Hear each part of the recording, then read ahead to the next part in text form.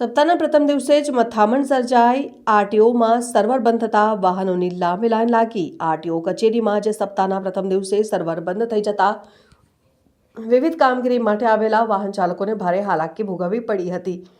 સવારથી જ વાહન સંબંધિત વિવિધ કામકાજ માટે મોટી સંખ્યામાં લોકો કચેરી ખાતે પહોંચ્યા હતા, પરંતુ અચાનક સર્વર ડાઉન થઈ જતા કામગીરી અટકી ગઈ હતી। પરિણામે વાહન ટ્રાન્સફર, લાયસન્સ સંબંધિત પ્રક્રિયા અને અન્ય દસ્તાવેજી કામગીરી માટે આવેલા અરજદારોને લાંબા સમય સુધી રાહ જોવી પડી હતી।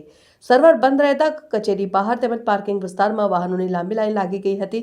અનેક લોકો સવારે સમયસર આવી ગયા હોવા છતાં બપોર સુધી તેમની કામગીરી પૂર્ણ થઈ શકી ન હતી, જેના કારણે નાગરિકોમાં નારાજગી જોવા મળી હતી અને કેટલાક લોકોએ જણાવ્યું હતું કે સપ્તાહના પ્રથમ દિવસે જ આવી પરિસ્થિતિ સર્જાતા સમય અને કામ બંને બગડ્યા છે અને આરટીઓ કચેરીના કર્મચારીઓ દ્વારા ટેકનિકલ ખામી દૂર કરવાની કાર્યવાહી હાથ ધરવામાં આવી હતી।